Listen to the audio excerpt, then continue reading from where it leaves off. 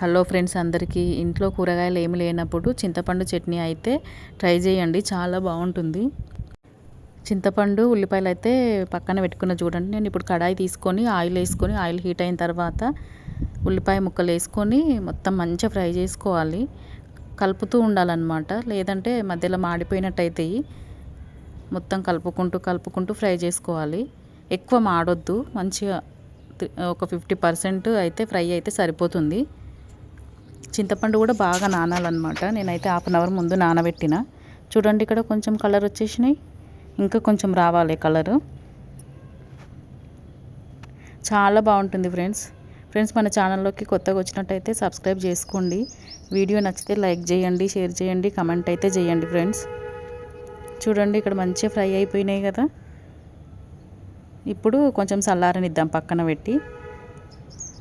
చల్లారిపోయినాయి చూడండి. ఇప్పుడైతే మిక్సీ జార్లో ఫస్ట్ చింతపండు వేసుకొని మిక్సీ పట్టుకోవాలన్నమాట. ఎందుకంటే అది గట్టిగా ఉంటుంది కదా, మెత్తగా కావాలన్నమాట. లేదంటే ఉల్లిపాయలు బాగా మెత్తగా అయిపోతాయి. చింతపండు పట్టిన తర్వాత ఇక్కడ చూడండి, నేనైతే ఉల్లిపాయలు కూడా వేసుకొని ఇంక ఇందులో కొంచెం పసుపు, అల్లం వెల్లుల్లి, కారం, ఉప్పు అన్నీ వేసుకొని మళ్ళీ మిక్సీ పట్టుకోవాలి. కారం ఎక్కువ ఉన్నా కూడా చాలా టేస్ట్ ఉంటుంది ఇందులో అయితే. మనం ఏం పోపు పెట్టుకోవద్దు దీనికి, ఇంకా నార్మల్గానే ఉండాలన్నమాట. పోపు పెడితే మళ్ళీ డిఫరెంట్ టేస్ట్ అవుతుంది.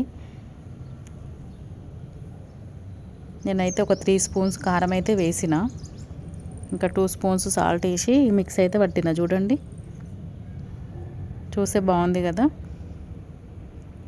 ఇంకా వేడి వేడి రైస్లో వేసుకొని తింటే అయితే చాలా బాగుంటుంది. చూడండి ఫ్రెండ్స్, నేనైతే వేడి రైస్తో అయితే సర్వ్ చేసిన. చూడండి, వీడియో ఎలా అనిపించిందో కామెంట్ అయితే చేయండి. Bye friends.